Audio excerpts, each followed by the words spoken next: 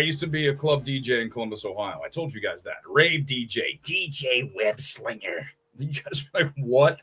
My life, if we ever turn it into a movie, it'd be the strangest film you ever saw. I promise you that. By the way, before we get into tonight's show, update on the script. It's done. It's out. It's going to be made. I promise you. There's no doubt in my mind that what we have written about this town, Los Angeles, Hollywood, will be a film coming soon to a theater near you. If I have my way, a theater near you. Certainly not as hell. I'm not selling to Netflix. Who the hell would ever do that? I don't care how much they pay. You kidding me? It's not even worth it. And I'm glad that other people are now saying, I don't want to work with Netflix. So kudos to all the people who are all the creatives out there finally coming around to what we said forever ago, which is do not work with Netflix. They have no love for theatrical and they don't give you movies on the big screen. So we're not going to support them and you should not either. Is Snow White cooked? That is the question here tonight as we lead and we talk about Rachel Zegler as she has, let's go back and look at her post to Instagram right after the election when Donald Trump won, as you guys may or may not know at this point. Let's read just a little bit of it. I'm not going to go all the way through this whole thing. It's like 4 slides. I'm just going to go to the big headline here at the end of the first post. May Trump supporters and Trump voters and Trump himself never know peace. Okay. Yeah, listen, here's the thing. You have 75 million people who voted for Donald Trump. Whether you agree with it or not, and listen, I'm not saying you can't disagree or that you can agree with the fact that Trump is polarizing. Everyone knows that. I've already talked about this. I'm not going to get into the politics. I don't want to do too much of that. I'm going to talk about just the essential takeaway here tonight on Rachel Zegler. Okay, here's the deal. When you are a movie star, and you're in charge of a $200 million project incoming in 2025 in Snow White that's already in trouble because you opened your mouth before. And now you're doing it again. And now you've done it to the point where you have to go and issue, let's read her retraction / apology. Hi, everyone. I'd like to sincerely apologize for the election post I shared on my Instagram last week. I let my emotions get the better of me. Hatred and anger have caused us to move further and further away from peace and understanding. I'm sorry I contributed to the negative discourse. This week I've been emotional for so many of us, but I firmly believe that everyone has a right to their opinion, even when it differs from my own. I committed to contributing positively towards a better tomorrow. That's written by a PR agency. Why was it written? Well, because I would have told Rachel Zegler, don't do that. You're in charge of a $200 million movie. It's already in trouble. A lot of people are like, wait, are they going to make it woke? It's a Disney movie. It's all no. Are we going down that road again? So why are you just causing trouble? Rachel Zegler, you're not a politician. Shut up. Shut the fuck up. Seriously. And that goes for anybody that's an actor. Shut up. Clooney, shut the fuck up. Anybody. Zach Levi, shut up. Okay? Then you're going to say, well, Weber, what about, I'm sorry, am I in charge of a $200 million franchise? If I were, you think I'd say some of the things I say on this stream? Hell no, because I know that someone's going to get pissed off. I say, Trump's not Hitler. Oh my God, how dare he say that? That's the worst thing ever. Weber's Hitler. Remember, whenever I hate a movie that's directed by someone other than a white man, then they're like, well, you're racist. Oh, my God, those people, right? So I already know that that's waiting for me, but I'm not in charge of a $200 million movie. I'm not in it. I don't work for Disney. Thank God. Can't imagine going to work for Disney. It would suck. Every day, I could walk to Disney. It's down the street. I don't want to work for Disney. When I was a kid, I thought I wanted to. Now that I'm older, I don't want to answer to anybody. Why did they wrote her own script? I don't have to answer anybody. Here's the script. Do you like it? You're damn right you do. You can buy it. Here it is. Go ahead and make it. At that point, I'll let it go because I can't control it.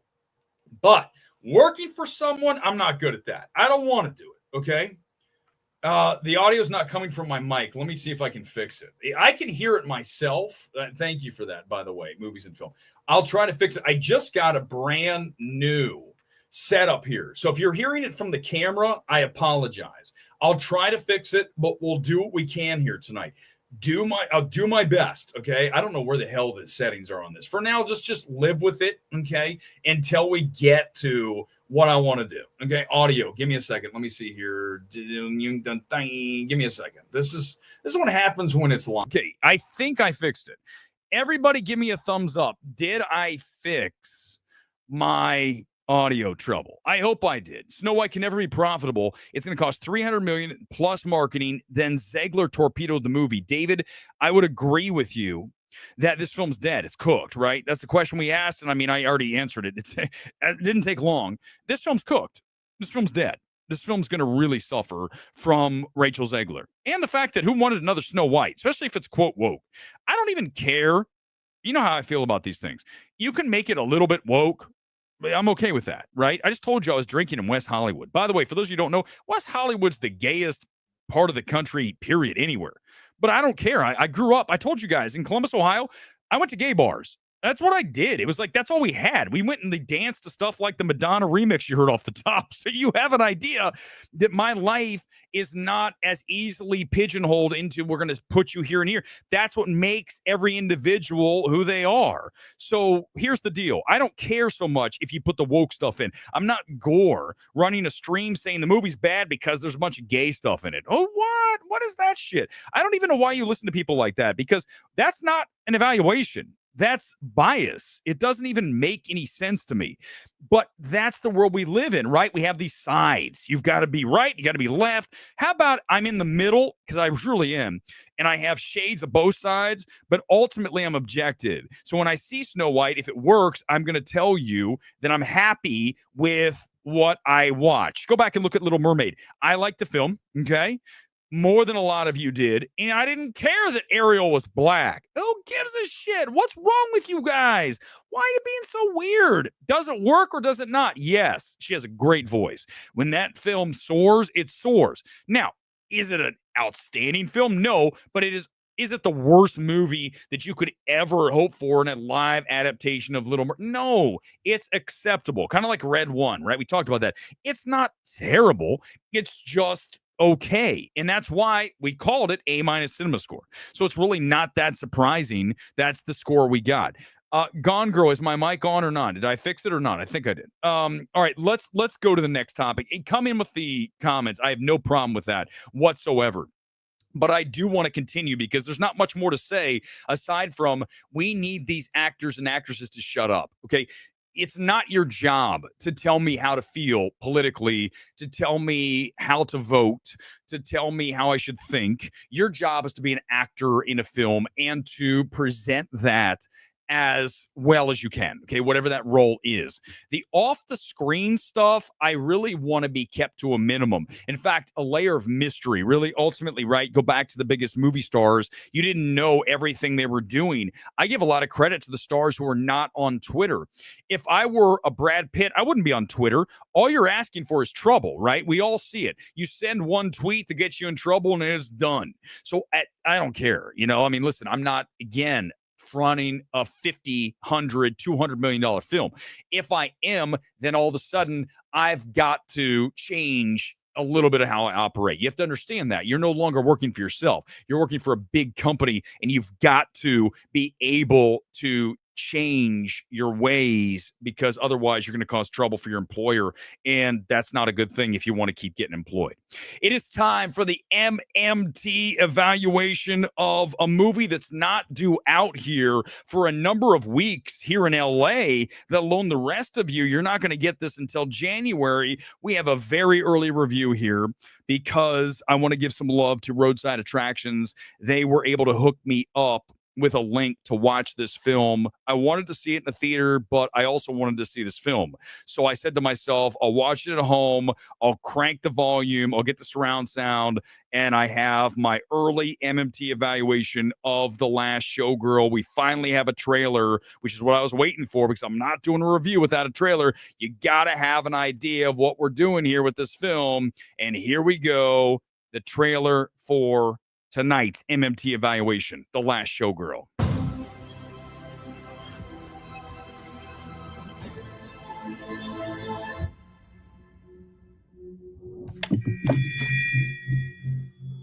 Places, please. Places, please. This is your places call for the final performance of the Razzle Dazzle.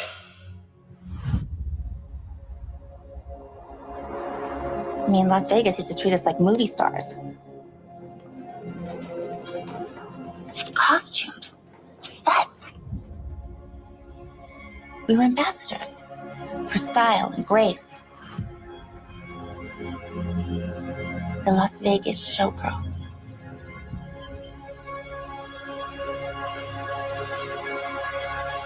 The iconic American showgirl.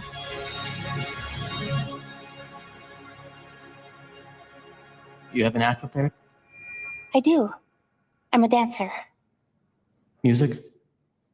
Yeah. I gave it to the maestro. Hold your cards close. Feeling seen.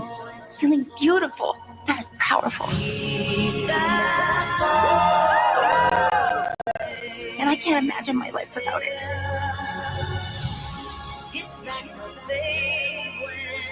Doing a job that you don't really love, that's hard. She's beautiful.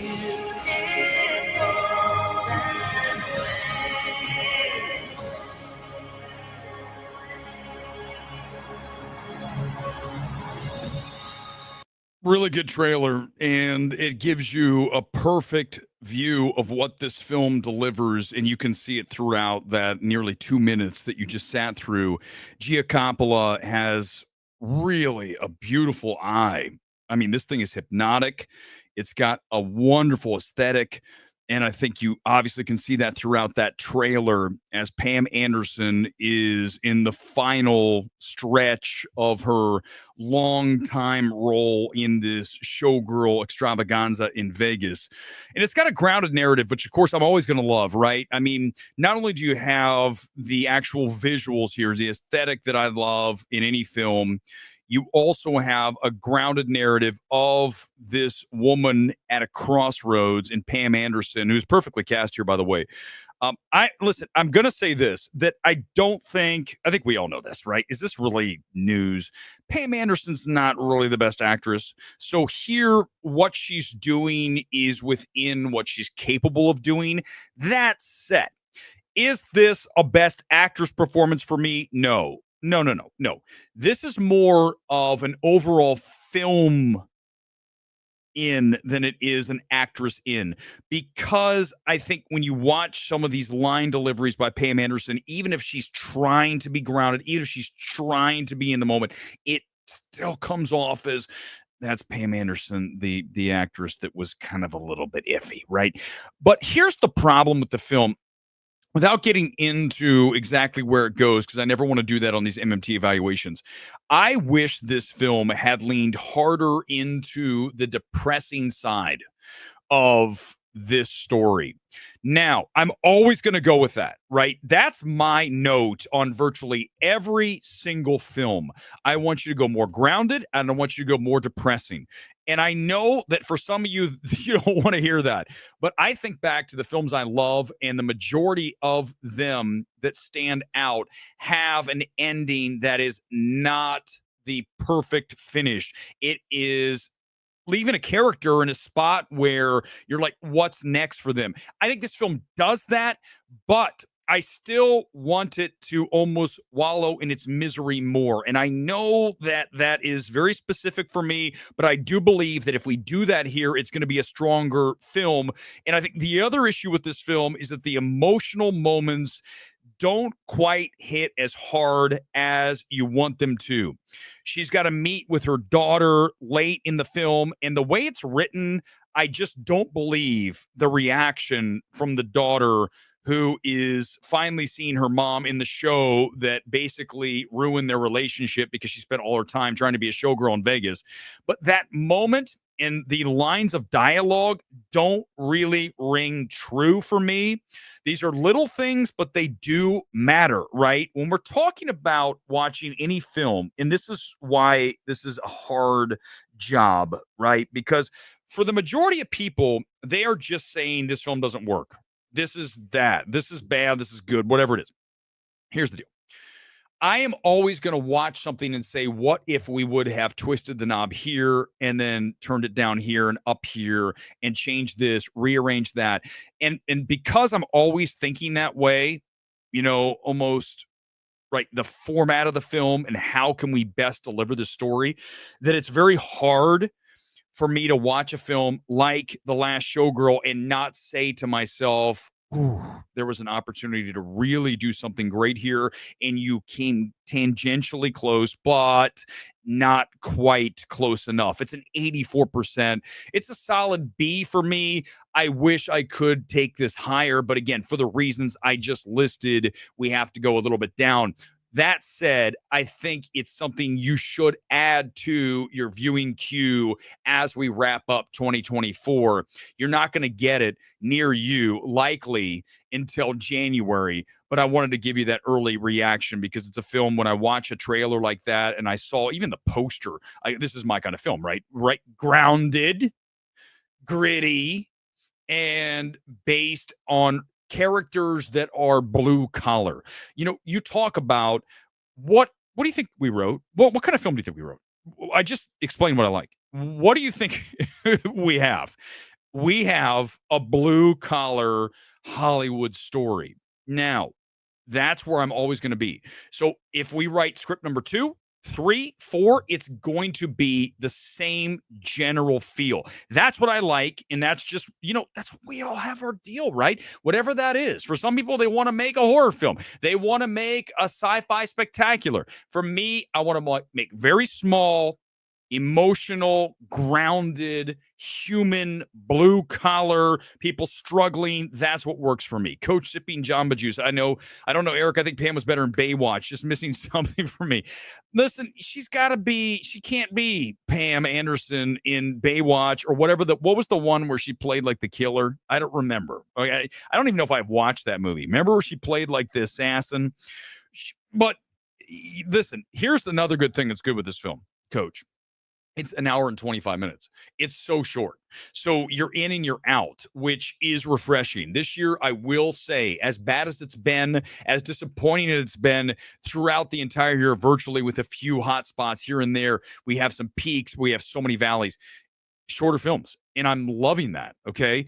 So anytime you're going to come in at 1:30, 1:45 in that window, I'm going to be happy. That's where I want to be. Okay. Why do you think I put The Brutalist off? It's like 3:30, maybe 4. I'm like, listen, if I'm going to watch The Brutalist, I'm watching it at AMC 8 or 6 where I can sit in a recliner. I'm not about to sit at DGA or last night it was at CAA and you're like crammed in there. It's like a Broadway seat at CAA.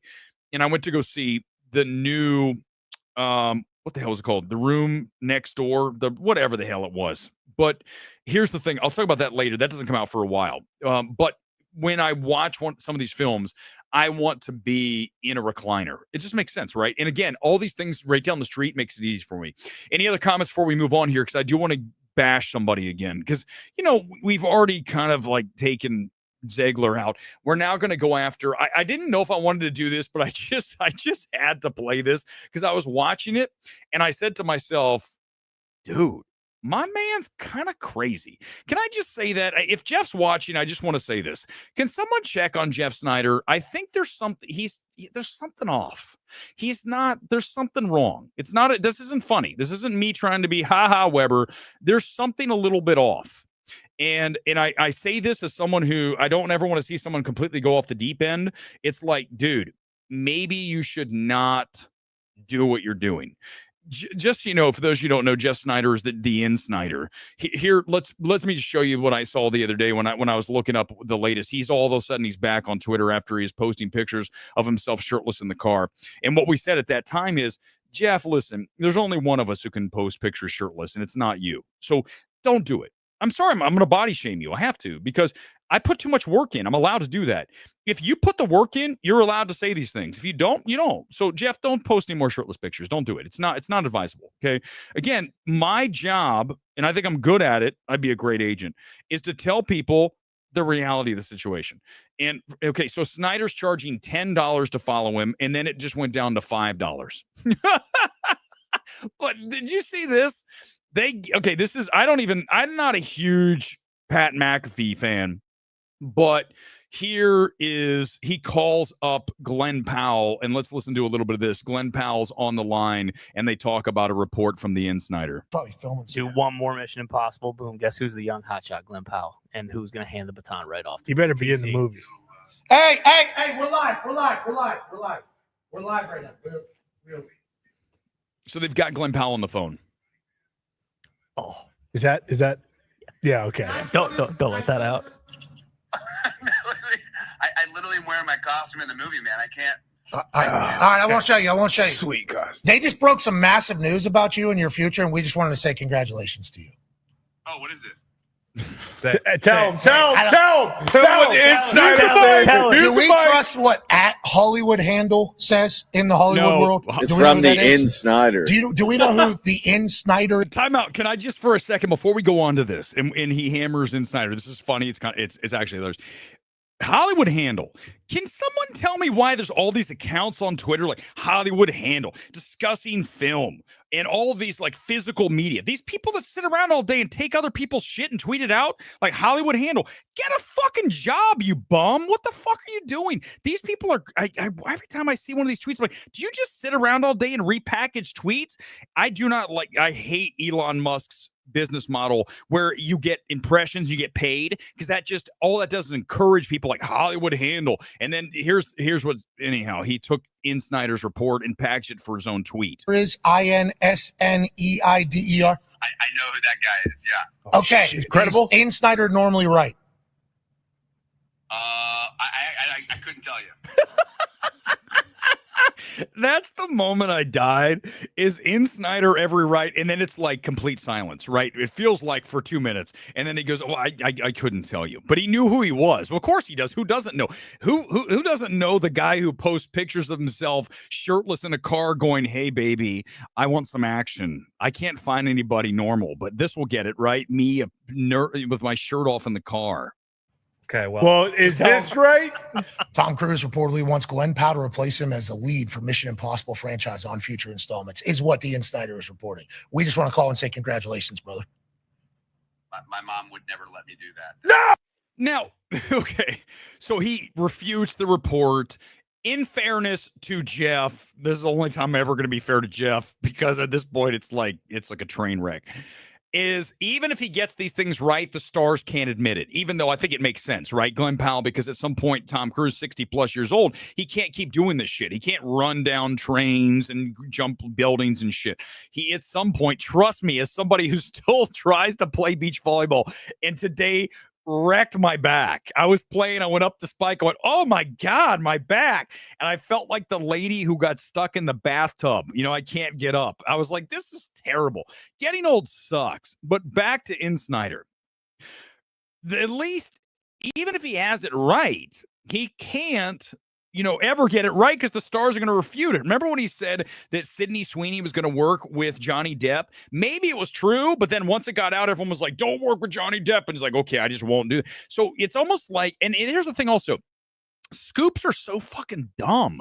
Who cares? Jeff, you're not changing the world, bro. All you're doing is saying someone's going to be in a movie. I mean, that's so weird to like even get excited about that, because here's the truth. Everyone's going to find out soon enough. Who cares if you're the first person? No one gives a shit. Okay, I don't care. Do you care? I mean, if that's how you're staking your listen, I come on here and I talk a bunch of shit, but I'll tell you what, I'm doing more here than Jeff Snyder does talking about his stupid ass scoops. I'm giving you legit evaluations and smart stuff, and he's sitting there going, well, someone's going to be cast in a movie. Oh my God, isn't that so earth-breaking? Oh my God, shattering news here today. But it's weird. Can I just say that if I write another script, I'm going to tell you right now, I'm not kidding around. We're going to write a script about Jeff Snyder, and it's going to be a sad story. It's going to be, you talk about depressing. It's going to be like The Last Showgirl, only the movie I wanted to watch. It's going to, because here's the reality. People come to this town and they give it their whole soul, and then they look around. They go, what did I get out of that? What I got nothing. I got nothing from this. What did he get? Nothing. I mean, he's literally begging people to pay him money on Twitter. You see, it's a tragedy. It's a fucking tragedy. And I think that it's sad that this town, people get so excited and enthralled with this town accepting them and knowing who they are. I don't care. Do you think I give a shit? I went to CAA last night. I walk in now. I don't even care. I don't look. I was hanging out with my buddy. We're doing our thing. I had more fun in West Hollywood before drinking beers than I did at CAA because it's like a stuffy crowd. Everyone's looking around like, who's here? Is someone famous here? And I look around, I'm like, who cares? I don't care because it doesn't define me. And I think the weird thing is people in this town have been defined by that. And if I could give Jeff any advice, find something new to put your passion behind. I mean, listen, dude, you've given your soul to this place for 20 years, and what has it gotten you? Not a lot. And I'm going to tell you this. And here's the thing. I don't think even as a family, okay? I never talk about my family. I'll talk about the kids. But the point is I have other things. If you only have this, if I only had this show, which this show is already not good. If I only had this show, my life would be a tragedy. You think Joker's bad. But Jeff only has kind of, right? And it's just like, I don't want to go much further. I'm just going to say that. Any other comments here on that before we move on? I just wanted to just hammer that for a second. It's time for another MMT evaluation. Let's do it. Let's get into Bird. You guys ready? This is another film that I liked, not necessarily loved, but I do think it's stronger than The Last Showgirl. I'll explain why after we get into a bit of the trailer. Again, why do I show these things to you? Because you're going to know why I like the movie as soon as you watch just a bit of this. It is Bird from Mubi. Hey, baby. Let's go home. Come on. Let's go. Dad, why are you in such a good mood? Oh, this drug tower's gonna pay for everything. It's not all these crazy schemes that come to nothing. I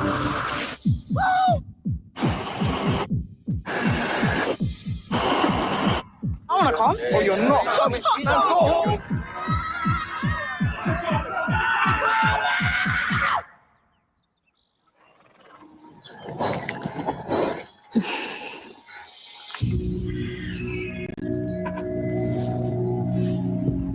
I'm Bird. Who are you? It's none of your business. I don't care about your dream. What do you mean you don't care about my dream? You don't care who you love. You're used to sorting it, aren't you?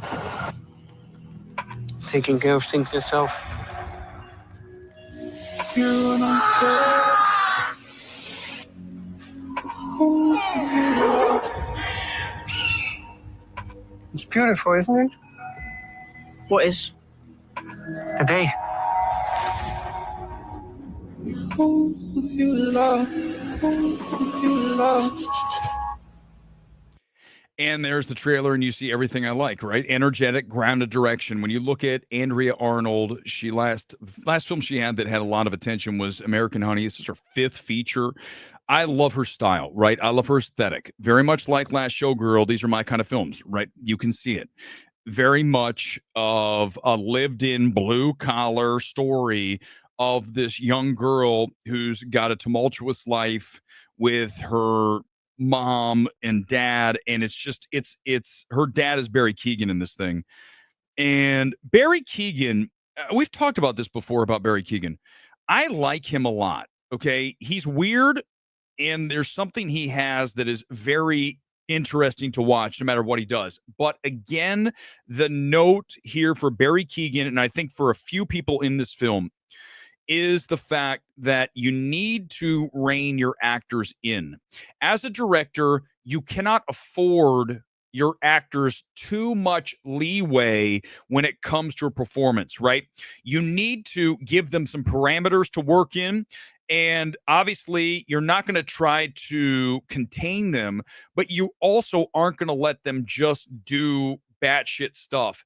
And I think Barry Keoghan is an actor who clearly is eccentric and he has a ton of energy. I just wish we could get him to bottle it and contain it just a bit. I want him to put a lid on it, not a full lid, but let's call it 6/8 or 3/4 lid. He is too wide open. I want him to bring it back a little bit. And I think here you see some of that. That said, when you go and you watch the direction here by Andrea and you look at music usage, you heard some of the score there by Burial, big electronic artist. I'm really a fan of the score, but it's also the music usage. Tons of songs in this, and the way that Arnold uses them, brings them in and fades them out and uses them just for the right amount of time and manages to seamlessly connect the scenes using the music as the vehicle in a way, along with those hypnotic visuals. You have a film that, for me, I was totally in on the entire time. The only issue, I think, for a lot of you when you watch Bird is going to be that it has a twist at the end that you're either going to go with or you're going to roll your eyes and go, oh my God. Okay. And yes, it has something to do with a bird. But when it happens, you're either going to say, okay, that's it. Or you're going to say, okay, I get it. I know what she's doing here. I don't think the whole film is quite as well executed as it could have been, but we're close. It's higher for me on this. I gave it an 88. So, right, here we go. We're talking about, 4 points up, but I think a better film, obviously, overall, when we're up 4 points to a B+. Again, though, it was like, I would just tighten. I would tighten a little here, bring Keoghan in just a little bit, bring some of the song usage down just a tiny bit. It's just like a matter of and this one's like a little bit of squeezing and compressing. But ultimately, still a film I recommend. And again, a film I did not hate watching. This is 2 this week. And that is a win for me. In 2024, given what we've had to sit through, this is a double W here tonight for me with these 2 films, because they're both exactly what I want to watch too, though. I mean, look at the films. What films do I love this year? Think about it, okay? Take Joker 2 out of it. You look at Asphalt City, you look at Handling the Undead, you look at The Substance. Substance is the one that's a little bit on the weird side, but still, everything else, the characters are, especially to me, more, right? You can really, really relate to that, especially someone who's aging. But when you look at Bird, when you look at Last Showgirl, what are all these films? Grounded, never, except for Bird does do something, but in general, I want to watch a film that doesn't take you out of it by having a character do something you're like, oh, fucking A, you got to be kidding me. But in the case of Bird, what happens is what Andrea wanted to do. So I understand what she did, so I can give it a pass. But remember, grounded, depressing, and ultimately not necessarily an upending. That's what I watch. That's what I want to watch. Sorry. I know I understand that's not everybody, but at least you know that that's what I'm looking for. If I can find that film, I'm going to like it almost every single time. It's rare, but again, Asphalt City does it very well. I think the back end of Asphalt City falls apart a bit, but my God, if I could clean up just a little bit of Asphalt City by far is one of the best directions of the year and the grittiest, groundiest film of the year. That's a film I keep coming back to, and it really is never going to be a film anyone talks about in the future except for me. I'm the champion of Asphalt City, and I will be forever. I no question, Johnny, I really do. I love the handheld cinematography. And I also just like a muted color palette, no question. You can see, I mean, Last Showgirl, even though it's in Vegas, everything feels right, just down. And again, I know it sounds like I'm a depressed person. We all are in some way. But I love to experience life through some other character that I can, as the best films do, allow us to relate to elements of that character and the struggles they go through. All of us deal with struggles in this world, right? And I think that any film that is able to put you in the character's shoes and maybe bring some of that back to your life. I talk about it all the time here and go back to where I was in 15, 16, almost a decade ago now, when I hit rock bottom. And I can tell you that once you've done that, once you've hit rock bottom, everything changes.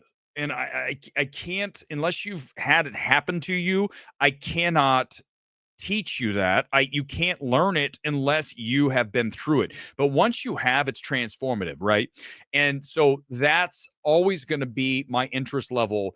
I think once you have gone to the depths of, I would say, despair for me that I was in, I can relate so much more with a character in that situation. And that's the story that I want to bring. And yes, listen, the story we wrote is depressing, but it still has humanity in it. And it also has comedy. And that's the best of the best. That's why I'm really, really stoked for when this thing gets made. It will get made. There's not even a question. 100%. Open comments here before I see if there's anything else that I want to get into tonight. Let's do this. I do want to show you this. I don't think I have a banner for it, but let me pop it up bigger. This is tomorrow night's AMC Screen Unseen. Now, for those of you who've never been to one of these, AMC and Regal have a mystery movie on Monday night, typically every Monday, but let's say a Monday off, but let's say 3 of the 4 Mondays, at least 2 of the 4. This Monday, tomorrow, we have what could be, and I'm not kidding you guys, I think, and this is the guy who says you never get a good movie. I believe that there's a good chance that tomorrow you are going to get Gladiator 2 at Screen Unseen. I believe that. Let me tell you why I believe that.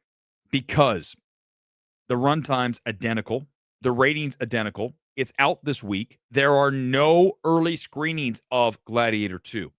What else do you notice about this tomorrow at Burbank? 3 7:00 screenings. That's unheard of.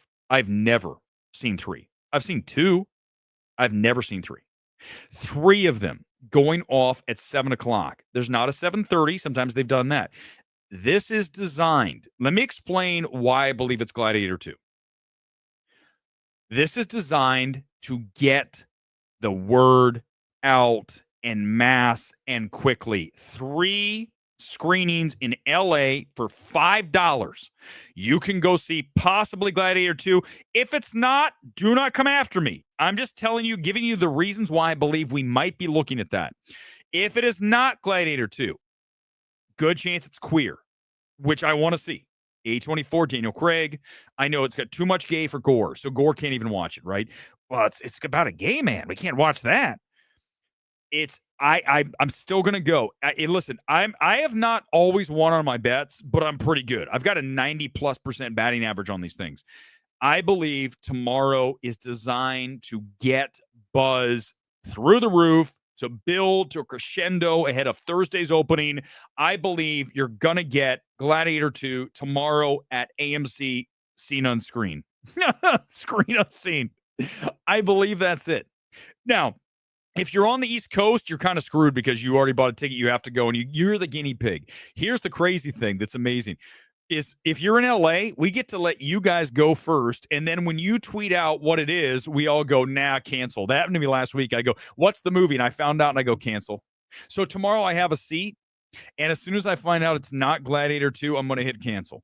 So if you guys think I'm right, comments quickly. Anybody? Does anybody think I'm right? Gone Girl, I know we talked about this before. Do you think my case is strong here? That's my question. I believe my case is strong here.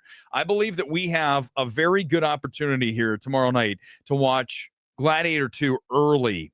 Internet experts claim ANC employees reporting Screen Unseen is the end. Oh my God. Is that right, Rob? Hold on. Let's find out about I've heard the end's actually pretty good.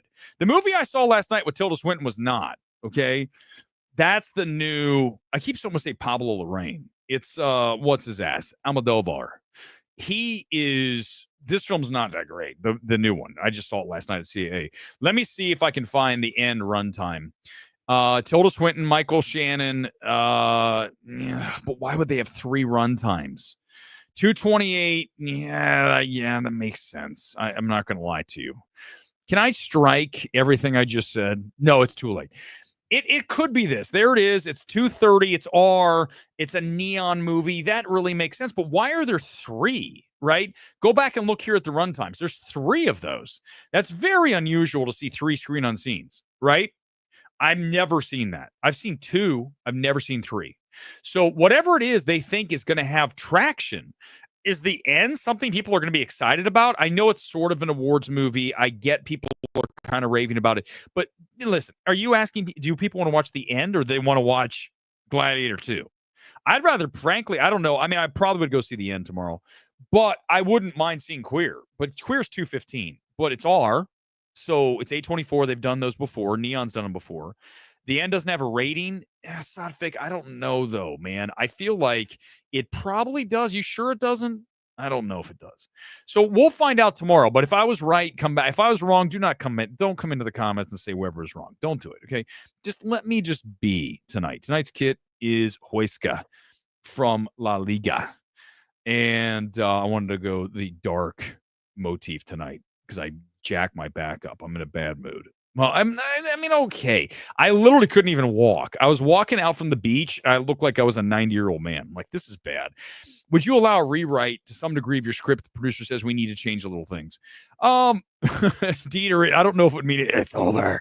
But I will say that I don't think the script needs a thing. And I know this is, listen, here's what I'm going to tell you guys. I know when I come on here and I say the script's great, and it's truly, I think, one of the best things that would be one of the best films of the year if it gets made the way we wrote it. Here's the issue: is that there's always somebody who wants to tinker. I just don't believe that this needs tinkering. Now, the funny thing is I was talking to this with my writing partner the other day, and I said, "There's one thing about me that you guys need to understand." I am the hardest critic on myself. Do I think the stream's great? Hell no. Do I think it's okay at times? Yeah. Do I think sometimes it's really good? Yeah. But not all the time. But here's the truth. Is if I'm going to put something out there and I need to know, like I'm going to write something that's not live. This is live. I'm shooting the shit, right, guys? I mean, come on. Again, I could redo this whole show and I'd probably change things up. I wouldn't even mention in Snyder. It's just like you feel. This is a feel thing. I changed the song tonight 10 times because I'm just like, what's the feel right now? Go. I'm very in the moment. That's why I do it live. I don't want to do it tape. It's not going to be the same. So here's the thing. So I'm very hard on myself. Worst critic of myself. But here's what I'm going to tell you. If removing myself from what we wrote, it's great. It is. I know this. And I think the wild part, and this is going to be the hard part, and this is the thing that I challenge critics to do. You've got to learn how to remove your biases and prejudices from your reviews. The fact that we wrote this, and I'm going to be part of it, that's going to be a problem for some critics. Here's the deal. I don't fucking care. That's not your job. Your job is not to evaluate the person. Your job is to evaluate what you're reading, what you're watching in this case, but reading, let's say you read the script. Your job's not to evaluate whoever the person did. That's not it. I have never once, we've talked about this how many times, on my reactions on any film, have I ever come into a movie and said, this is good because the director is X, Y, Z. No, I would never do that. It would never happen. Okay. I'm always going to start at 0. No matter who the director is, we are at 0. And then I want to find out more. Like, let's say Last Showgirl. Is this Giacoppola's first film, maybe her second? I knew she was involved, but I didn't want to know more than that. I want to watch the film, and then after I can go back and do some work on it. I don't want to have any biases. The problem is we have critics in the space that when we make this film, it's going to be great, and they'll be like, it's not good, because you guys are so unreliable. Get out of your own fucking way. Get rid of your biases. And also get some talent. Most of you suck. I mean, that's the reality. Oh, Weber's, see, this is why I'm going to get attacked on the movie. But this is the other thing. I'm going to tell you something that is very important that you need to understand. Whatever it takes to fuel you is what you should use. For me, there's nothing I love more than somebody who doubts. Nothing. If, in fact, I do that. Come after me and say Weber's terrible. Oh my God. You have no idea what that does. My favorite thing from that Tom Brady promo, as he's now doing the color commentary at Fox, that promo at the end where he says, disrespect is a gift. I could not have put it in a better, when I hear that, I go, that's fucking so true. And that's the beauty. I almost invite it because the truth is that I'm going to fuel that shit and I'm going to turn around and destroy you with it. And that's the difference between me and most people. I will bring it. Fuel. Tomorrow, it's going to absolutely take me to the next level because that's what I want. So that's why I don't care what anyone has to say. And if you operate that way in life where you use the critics as your fuel, then you're going to be good. But I can tell you this, the critics, they can say whatever they want about it, but I can promise you this, if they don't say it's great, they're lying. I know that. I'm 100% sure. And that sounds extremely egotistical. Don't give a fuck. I would not say that if I did not know in my soul that it's great. Not just I know. I don't need anyone to tell me that. I know it. You guys will agree. You will agree. I know you will. Wicked and Gladiator 2 MMT box out predictions. Movies and film. Let's do it. Now, that's coming up this week, but let's just briefly talk about that as we, get ready to close out this hour-ish. My back is literally, I'm on fire. I pulled the muscle that runs right along by your ass. Okay. And I was jumping because there's so much, volleyball's physical as hell, right? And I go, oh, yeah, I just pulled that. That's not good. Here's the thing. Gladiator and Wicked coming up this week. If it's not Gladiator tomorrow, we will have Gladiator on Thursday, Wicked on Wednesday, live here from the City of Angels coming up this week. If it's Gladiator tomorrow, we'll have the stream tomorrow night, 100%. If not, Thursday. Here's what I'll tell you. Both these films are going to be exactly what we need at the box office. We have had a very dry stretch here. At least, listen, Red One's getting hammered for its $250 million budget, making $34 million, total of $84 million worldwide now after 2 weekends overseas with that domestic combined. That's not cutting it. But remember, it's Amazon. They've got a war chest. They've got so much cash. It's not an issue for them. Also, they have the streaming play. Also, they give you the movies in the theaters versus Netflix. I don't think Red One's terrible, and I was absolutely nailed again on the audience reaction A- cinema score. And here's the thing, right? Film Twitter doesn't understand that shit. Because that's the problem with Film Twitter. You don't understand it because you don't relate to the average person. You are like disparate. It's not even like the Venn diagram never connects, right? It's two fucking bubbles and there's nothing in the middle. The difference between me and everybody else is I've got the cinephile side and I've got the mainstream side, and we go like that and we meet there. What I want is to hit that middle, or I'd rather go cinephile for sure. But I also understand a film like Red One that's going to be all mainstream audience McDonald's shit. But I think it does what it's trying to do adequately, and it's okay, and most people will think it's fun. That's why I knew it would do well with the cinema score. These other people don't understand that. And I think that's also going back to the politics from the start of this with the Trump and the Harris and the Trump's, the Satan and all this. I can see both sides. And I think ultimately come down with a verdict that is objective. The problem with most people in this town and most people in this space, they are so far left that they could never come around to the right, and or they're anti-woke so far right, they can never come around to the left. I mean, that's always going to be the primary issue for most people in this space. When you operate like me objectively, okay, yes, of course I have a few biases here and there, but ultimately, listen, I have hammered, how much have I hammered Eric Davis? Okay, let's use Eric Davis, or let's use Zach Pope as an example. Completely untalented, and I mean, unbelievable with Zach Pope. But here's the truth. If Zach Pope wrote the script that we wrote, which would be impossible because he doesn't have that ability, but let's just say he did. I would say it's great because I don't care.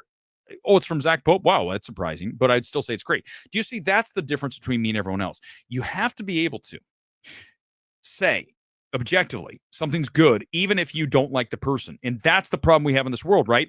You look at someone who's like, Trump's the worst thing ever. There are things that Trump's doing is right. I've talked about this before. I'm going to touch on it very briefly, but I will say this, and I know I'm right.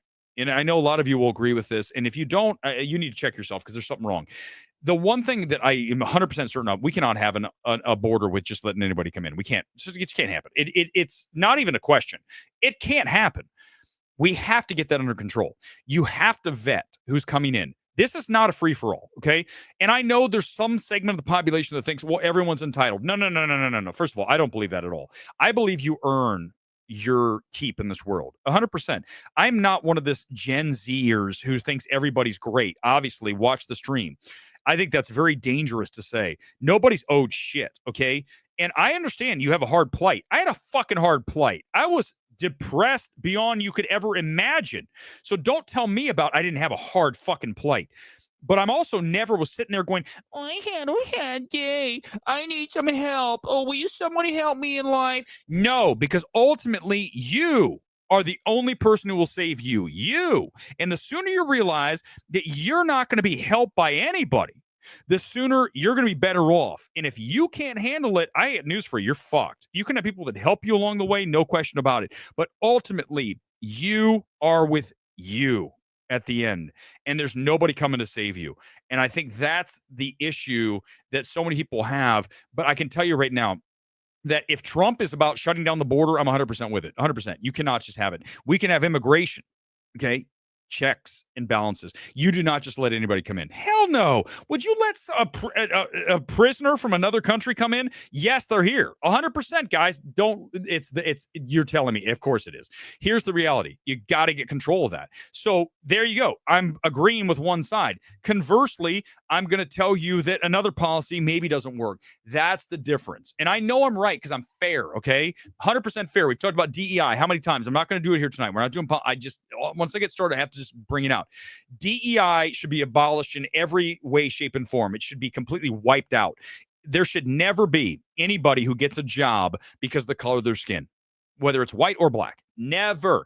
We are always going to hire on merit, okay? And yes, I can do that. I've never valued a film higher or lower based on the race of the director or the sex. And going back to what was said about that cinematography festival over in Poland, I forget the name of it. He was saying that he didn't say it right, but I'm going to tell you right here that here's the issue. Is he was talking about female cinematographers. First of all, I have never watched a film and said, is it a male or female cinematographer? That's fucking weird, okay? I'm going to say, this is great, period, okay? Rachel Morrison, very talented. Looking forward to that film that's coming out here. It used to be called, what was it, Flint Strong? Now it's whatever the hell, Unstoppable. But Rachel Morrison, very talented as a cinematographer. But again, that's not why I think she's good because she's a woman. I think that's the issue that he was trying to say, the guy at the festival, who I'm not going to bring it up, but in general, he was just saying we can't be forcing it. And I'm going to agree with him. You guys know I agree with that. You cannot force in sex, race. No, we're going to bring in who's the best. If it happens to be 5 white guys, it's 5 white guys. If it happens to be 5 women, it's 5 women. Do you guys understand that? It's very simple. This is not hard. And I think that's the issue that we have, is that we have people that I don't know why you even want to play that game. It's weird to me. I'm never going to go there. We were raised at Gen X to value everyone as a person, not by the color of their skin. And I don't know what's happened, but we're not doing it anymore. Not on my watch. I'm not going to ever do it. It's never going to happen. Never going to happen. If I ever get to the point where I'm going to hire someone, I'm never, ever, ever going to hire someone based on the color of their skin. It's never going to happen. It's never. I'm never going to not hire someone because of the color of their skin. That is racism. It's totally absolute. Guys, how is it not? How is it not to say this entire segment of the population? Oh, you know what you're going to tell me? You're going to say, well, but white guys had it good for so long. Don't give me that shit. Just shut up if you say that. Honestly, just leave. Hit the stream, get out of here. I don't want to hear that shit. I want to hear you say the best person gets the job. Okay, period. End of discussion. Nothing more to add. I'm 100% right. So that's the problem we have in the world, is that most people do not have the ability to be objective, and they're always looking to fill an agenda and a bias or something like that. Same goes for gun control, and everyone should own guns. Well, 100% gun girl. You can't just have anybody. Right, exactly. You have to have background checks. You know, if you've been convicted of a crime, no, I'm not going to let you have a fucking gun. We have to have control in society, guys. We're starting to see it completely fall apart. And we've seen it here in LA. Finally, Prop 36 passes because people are like, we're tired of seeing people walk into a store and walk out of there without paying for anything. We're all going to pay the price for that because you just stole $250 worth of stuff. We're all going to have more money to spend. We're going to have to spend more money on our stuff because the price is going to go up because you're stealing shit. I mean, I went to Marshall's, I told you guys a few months ago, and the lady was like, yeah, they come in and take whole racks. We have to have a society that has laws and cracks down on lawless behavior. As much as you want to trust your fellow man, the reality is you can't. You can't trust everybody. Would you leave your door open at night? I don't care where you live. That's dumb as hell. Lock your door. You can't trust. All it takes is one person. And trust me, they're out there. This town's full of weirdos, man. Totally weird. Not Snyder. That's different. That's someone. I wasn't going there. That was a great callback, by the way. But you guys know what I'm saying. A couple more minutes, we're out of here. Open comment. Speaking of Trump, I missed the grading. I never saw The Apprentice. Thank you, Nomis. I want to watch it. I was talking to my writing partner, and he watched it and liked it. and not loved it, but liked it enough. I'm gonna see it. I think is it on digital? I'll watch it. I gotta watch that, and I also want to watch The Outrun, which I missed when it was up at Burbank. That's the Ronin film, and that looks very grounded. I'm pissed I didn't get to see that in theaters because now it's gonna be hard. But I know that they're trying to effort her as the best actress with Blitz and The Outrun. I want to see those two films. I didn't get around to them. It's weird, sometimes I make time and I make these, and then other times you just go, oh, it'll still be there. It'll still be there. And then I look up at it. Apprentice is gone. I'm like, shit, Outrun's gone. I mean, these are small films that are there for a week. That's why when I see something like Asphalt City, when it was at the 8, I was like, holy shit, I want to see this movie again. I went to see Asphalt City twice in a week because I knew it wouldn't be there after a week. And I was right. It was gone. So that's, when these small films come in like a Bird will be up there for 2 weeks max. I might go see Bird again because I like the feel. I love the feel of a film almost more than anything, right? The overall polish and feel of you taking it in. And that's why I'm not that excited for Wicked. I know what that feel is. I'm not saying it's not going to be well executed. I'm just telling you that's not the film I want to watch. Even Gladiator, I don't want to watch that. I just told you guys I want to watch Asphalt City, Bird, Last Showgirl. I want to watch these movies, right? Grounded indie dramas. And I know that's very specific. This is why this channel is very niche, because that's what we ultimately do. But we also talk about the other films and we understand how people don't think Red One's terrible. Open comments for a couple seconds. We're out of here. Gone Girl, hit him. Anything big that we missed? Will the protagonist in your screenplay wear soccer kits? No, John, no. That's not in there. But there are elements. It's not me, but there are elements in the film that you'll see. And I think that's the thing, right? You don't want to write something that is so on the nose because you want your character to be something new. You want to cobble together pieces of other people, right? An amalgam of all these different ideas and people that, inhabit a space. Let's just call it that. And I think that that's what we do. This film is going to be great. If it is executed how I see it, it's going to be great. And I know that a lot of you are like, okay, what did I just tell you? Doubt me. Go for it. I hope you do. I hope you say it's not good. I hope you say good luck, because that's why it's going to happen. Because that's only going to drive, but it's done. It's fucking good, man. It's really good. And I'm looking forward to getting it in the hands of someone in particular. That's all I'm going to tell you guys. That's all I'm going to say. And it's going to happen. It's going to get, I think the beauty before, in a couple more comments around here, the beauty again of doing this, even though it's a niche channel, and trust me on this, I get it. We are not Stuckman. And I know that's disappointing to a lot of you. Here's the reality is because of the time I spent in the space, I have access to people that I would never have access to if not. So I say, as we were sitting here going, how can I best utilize that? How can I take advantage of that and make something that I want to watch myself? So the key is you create that, and then you actually have a place to take it because you've built up a name of some sorts, whether it's good or bad. It's still something. And in this town, I'm not suggesting I'm famous, for God's sake, please. But what I will tell you is enough people are familiar. I go back to, and I remember this, I'll never forget it. And I don't talk about it often. And I know it's not something, I don't think I even tweeted about it. I might have tweeted, but I've told you guys what happened. I walked into the award screening of Asphalt City. Not Asphalt. Oh my God, Asphalt City. Armageddon Time. I knew it was an A movie. I like they'd have a FYC screening. So I sit down for Armageddon Time. This is 2 years ago. I sit down back row DGA, and I'm sitting there. I've told if you guys don't know, this is the magic of doing this. I sit down, and I'm sitting there, and the gentleman next to me has a mask on, like a full mask on, and he's like, "Hey, you're Eric Weber." I go, "Yeah. Hi, how you doing?" I didn't know who the hell it was, and he's like, "Matt Reeves." I go, "Oh my God." And I said, "Oh man, hey, Batman too." And I just quickly, but and I know that's not ever why I got into this, but the fact that people are sort of aware of what you do, that is a bridge that I want to build and use to get and make something that is going to matter much more than a live stream, much more than evaluating the film. This is creating art within the space that you love. And that's how could you ask for more than that? You can't. So here's what I'll tell you as I get ready to wrap here tonight, and we do wrap, is do not ever sell yourself short. Always assume you can go to the next level and do not accept mediocrity. Okay. This stream, I don't even care what happens with it. That's not what it is. This is just like a way for me to bullshit here for an hour or so, a couple times a week. Here's what I'll tell you. Use that energy to build something that you really want to do. Okay. And I say this, there was a guy, I'm not going to say who it was, a guy in the space who reviews a lot of movies, but really wants to be a screenwriter. And I said to him, I'm not going to say who it is because that's, you know, there's times I do that. In this case, I'm not going to. Why are you doing all these reviews? You're not getting paid. Okay.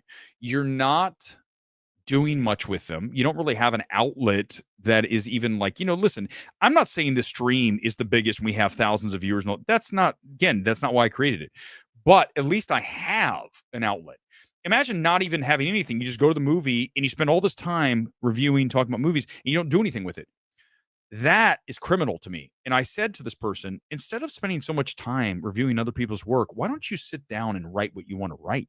That's going to get you further. You're going to feel better about yourself if you actually create the thing that you envisioned versus always putting it off, versus always saying there's a tomorrow. No, there's not. There's not. You have to get it done. You have only so much time. And ultimately, if time runs out, you're going to look back and you're going to say to yourself, why did I not? The regrets. I will not have regrets. I do not have any regrets, and I will not have any regrets going forward. That's for sure. That's it. Live from the City of Angels. We are done here tonight. I'm back here on Wednesday and Thursday. Back-to-back MMT Lives. Wicked, Gladiator 2. That said, if tomorrow's Screen Unseen is Gladiator 2, we're back here live tomorrow night at about 9:30, 9:45, 10 o'clock, late. Both these streams are going to be late. Wicked will be early. Gladiator will be actually, no, you know what? Gladiator will be early too on Thursday because I think it's early screenings. So tomorrow night will be late. Otherwise, they'll be early. Get the alerts. YouTube, Midnight Movie Talk. That's how you know. Otherwise, if you're on X, you can obviously get the alerts through there. We do most of them on X. Thanks for being here live from the City of Angels. Peace out on this Sunday night. Enjoy the rest of your week. I'll see you back here for Glicked later this week, whether it's tomorrow or Wednesday and Thursday. Peace out.